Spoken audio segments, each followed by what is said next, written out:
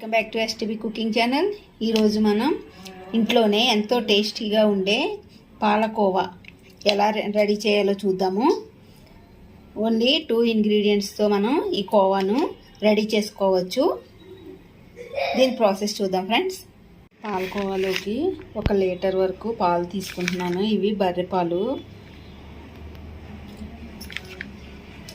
ఇలా పాలు మొత్తాన్ని ఒక గిన్నెలోకి తీసుకొని వీటిని మనం వేడి చేసుకోవాలి. ఇలా పాలను స్టవ్ మీద పెట్టుకొని ఫస్ట్ మనం హై ఫ్లేమ్ మీద పాలు వేడెక్కేంత వరకు వేడి చేసుకోవాలి.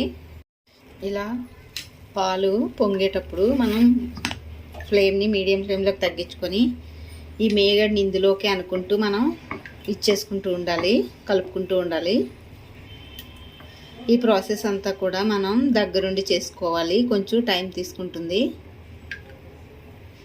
ఫ్లేమ్ అనేది మనం చేసుకునే దానిని బట్టి అడ్జస్ట్ చేసుకుంటూ చేసుకోవాలి.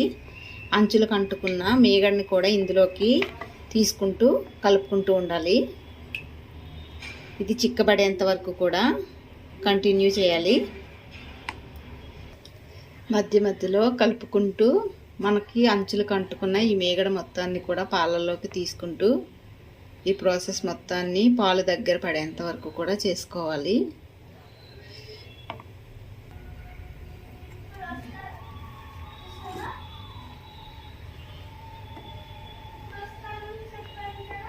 పాలల్లో కనుక్కుంటూ మొత్తం కలుపుకుంటూ ఇంకా కొంచెం దగ్గరగా చేసుకోవాలి.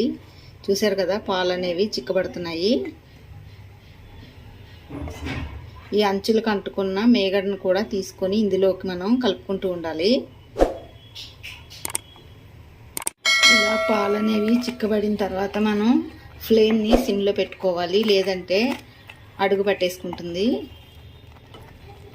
అలానే కలుపుకుంటూ ఉండాలి. ఇది ఇంకా కొంచెం దగ్గరగా అయిన తర్వాత మనం పంచదారని యాడ్ చేద్దాము.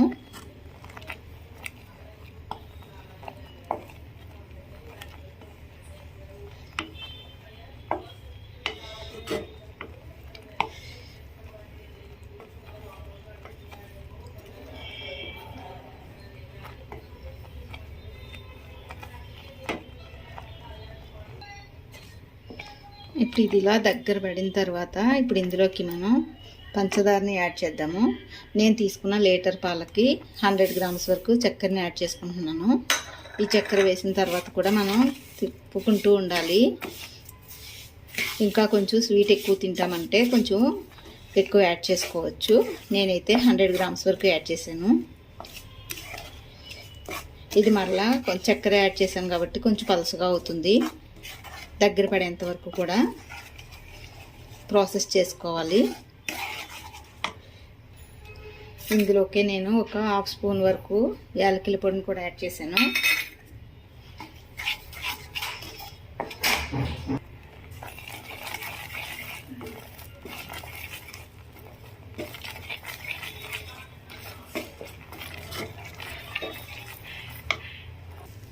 ఇలా దగ్గర పడిన తర్వాత మనం కొంచెం తీసుకొని ఉండ అవుతుందో లేదో చూసుకుంటే ఉండవితే కనుక మనకి సరిపోతుంది. ఇలాగా చూసారు కదా. ఇప్పుడు మనం స్టవ్ని ఆఫ్ చేసుకోవచ్చు.